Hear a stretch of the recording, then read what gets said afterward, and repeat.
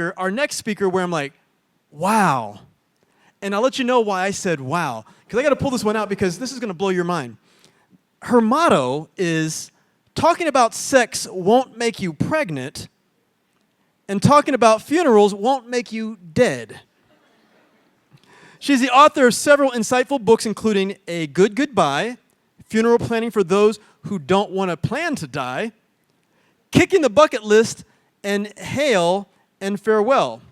She's affectionately known as the Doyenne of Death. Your next speaker is a pioneering death educator and certified thanatologist.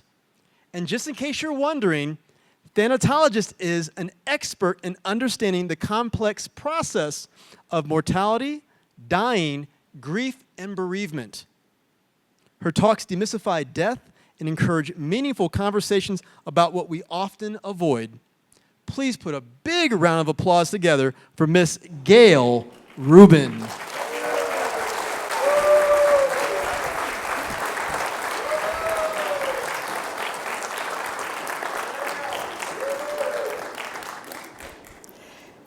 In the Animal Humane Thrift Store, I found the perfect sign for my kitchen coffee bar. A cartoon guy holds a mug. It reads Java. He's wearing fuzzy pink slippers, and he has a sheet draped over his shoulders. The text reads, "I'm super lazy today," which is like normal lazy, but with a cape on. I need that reminder to chill out. I'm a human being who's been doing way too much to avoid feeling. Perhaps you can relate. Over 24 months, I experienced 7 deaths in my family, 8 if you count my cat. In April 2023, Dave, my husband, helpmate, and best friend, died unexpectedly of medical complications after a low-risk surgery. Heart attack, sepsis, kidney failure. His heart stopped in the hospital and was revived with CPR that broke 3 ribs.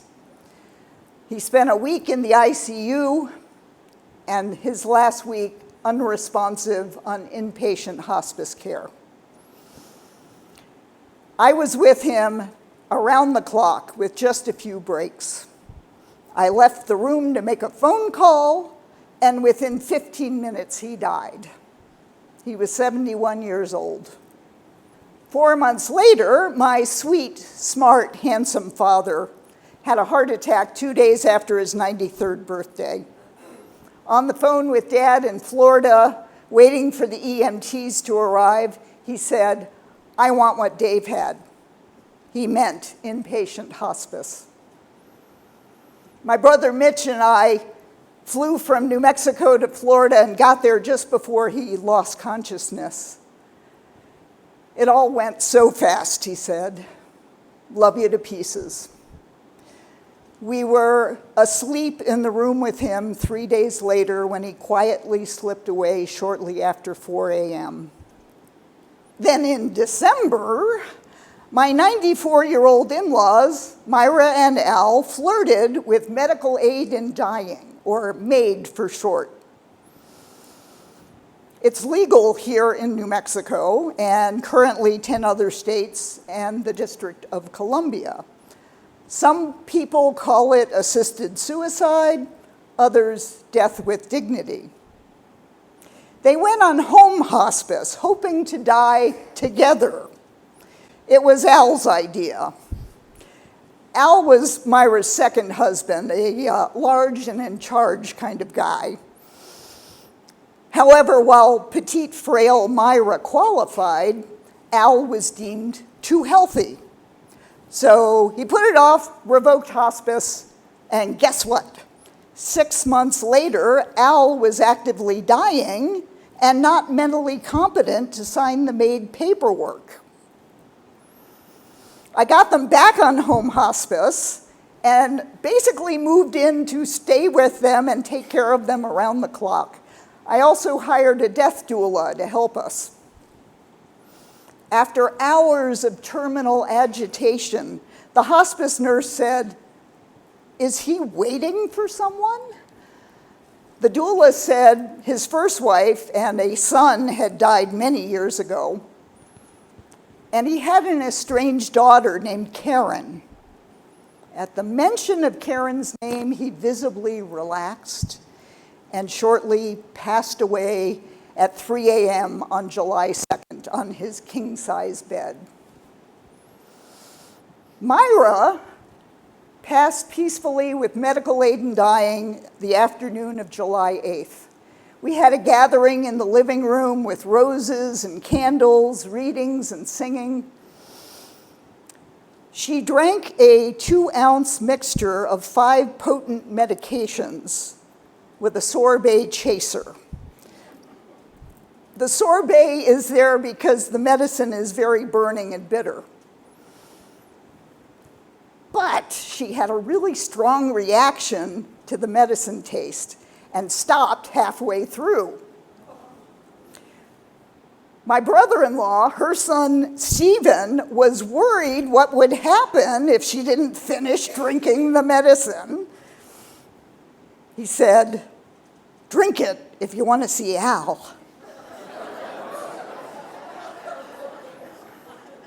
Drink it if you want to see Al. Drink it if you want to see Al. Stop saying that. Those were her last words. Within 3 minutes, she fell asleep, and within the hour, she had peacefully passed away. Meanwhile, the hits just kept on coming. I made 6 trips to Florida in 2024 to help my ailing 94-year-old mother. From July to October, she had 3 hospitalizations for pneumonia, the last time in the intensive care unit. The doctor recommended hospice in the hospital. I flew there for her final week, and while she was still conscious, I asked her for words of wisdom. Don't go to jail. Good advice. Thanks, Mom. But I was not there with her when she died. Have you ever been so mentally, emotionally, and physically exhausted, people notice? A hospice nurse took me aside and said, "We are taking good care of your mother. You need to go home and take care of yourself. You're a good daughter." I left the next day. Mom died 5 days later on October 31st. Yes, Halloween, the start of Day of the Dead. The silver lining in all of these deaths is they died as peacefully and painlessly as possible on hospice care. The fact that we had planned and paid for their funerals in advance also took a huge burden off of my shoulders. And then 3 more deaths. My 9-year-old cat, Ilsa, developed feline infectious peritonitis. It's a fatal disease for cats. I was out of town on a much-needed vacation when she took a turn for the worse. My cat sitter friend, Vince, handled the visit to the vet and FaceTimed it with me out of town. I was a wreck for the rest of the day. That afternoon, a rainbow bridge stretched from the sea to the sky, and I wept for my cat. We can be so much more emotional about our pets than our people. And then in March of this year, of 2025, 2 more deaths. My brother-in-law, Stephen, and Al's daughter, Karen, both died within a week of each other. They both lived alone in their homes, unexpected deaths, and their bodies were not discovered for days until the police did wellness checks. This is my greatest fear. I've lived alone since Dave died. I imagine soaking in the hot tub and expiring and no one finding my bloated carcass for days. So I got a college student housemate for 6 months, although I doubt if he would have noticed if I died in the hot tub. And every morning I text a widow friend of mine just so we confirm we're both still alive. That's a lot of death in a short amount of time. How would you handle that? All this time, I'm busy working to make a living as a death educator. That's death, not death. My motto is, just like talking about sex won't make you pregnant, talking about funerals won't make you dead. But given this past 2 years, at least I'm not pregnant. And great advances in medical care, we're all going to die. The mortality rate remains at 100%. I have a casket in my garage. It holds a dressed up, jauntily attired plastic skeleton named Lola, as in, whatever Lola wants, Lola gets. Grief is like Lola. She always gets what she wants. What she wanted was me. But I kept putting her off.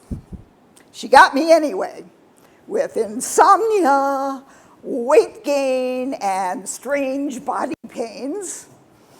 After Stephen died, she added exhaustion, searing back pain, and BO, bereavement overload. I went to an acupuncturist for the body pains, and she pressed on these spots on my upper arms and said, "Is that tender?" Yeah, it was, and it still is. Those are grief points. Your own arms. Many of us are walking around grief-stricken and don't know it, or know what to do about it. The acupuncture helps. Grief support groups, good friends, and therapy helps. A psychedelic-assisted therapy session on the 2nd anniversary of Dave's death really helped. That's a whole other talk. And yes, my super lazy coffee guy sign helps too. That sign reminds me to be a human being, not a human doing, to slow down and feel those feelings we often try to avoid. I have walked through the valley of the shadow of death and returned to the light. And you can too.